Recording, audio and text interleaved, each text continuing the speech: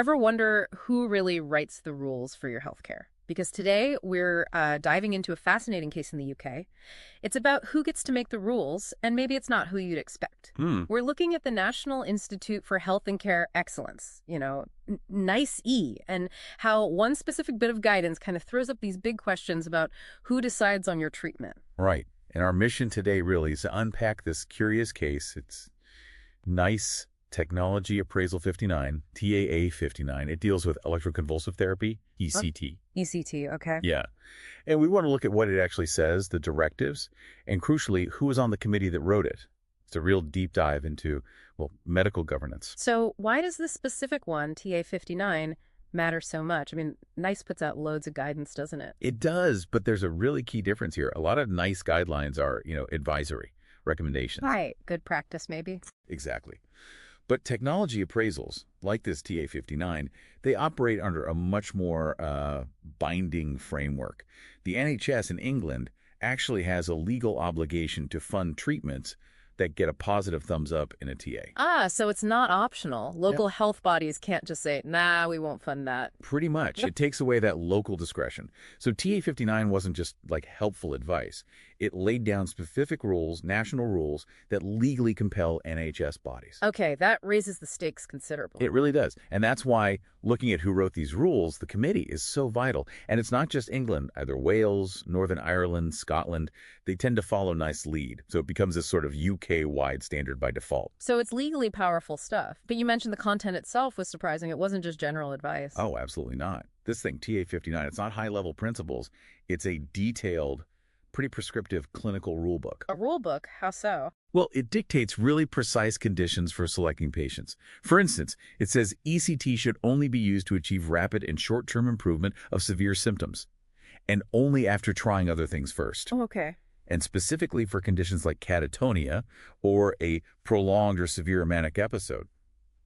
It even explicitly says, the evidence doesn't support using ECT generally for schizophrenia. Wow. Okay. So it's very specific on the who and when. It sounds like it almost micromanages the actual treatment. It really does get into that level. It mandates ongoing monitoring of cognitive function, how you think and remember, and it dictates this detailed protocol for getting consent, like a multi-point checklist you have to go through. A checklist for consent.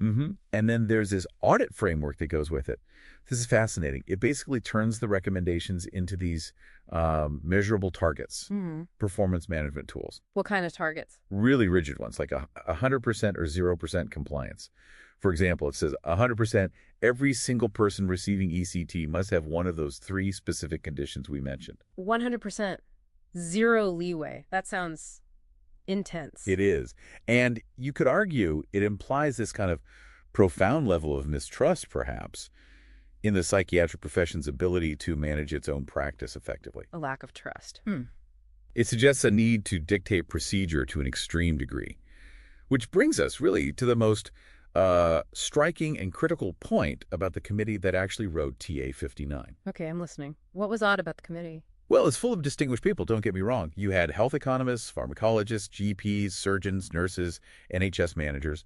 A real mix. Sounds like a solid group. It does, but there was a complete absence of anyone with direct senior clinical expertise in psychiatry or actually administering ECT. Wait, really? No psychiatrists on the committee deciding detailed rules for ECT? None on the core decision-making appraisal committee. It was essentially an assembly of generalists, very capable people in their own fields, but tasked with writing legally binding, very specialist rules for a clinical area where none of them were practicing experts. That seems counterintuitive, to say the least. How could that happen?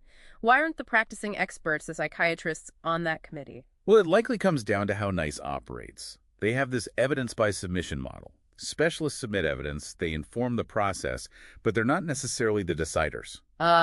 Okay. Informants, not deciders. Right. And the most likely reason psychiatrists were absent from the decision-making panel is probably NICE's conflict of interest policy. It seems it might conflate deep hands-on expertise with a kind of disqualifying bias. So, knowing too much about the subject could be seen as a conflict. That seems to be the interpretation, yes.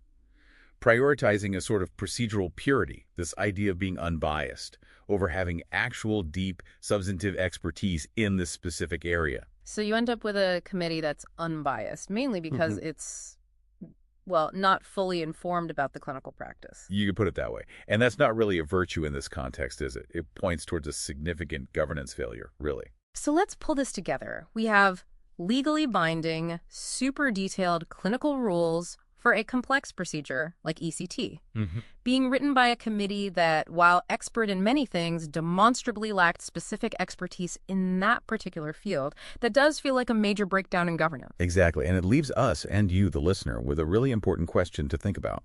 What does this imply about the legitimacy of national health guidance when the experts practicing the procedure are systematically excluded from writing the final rules?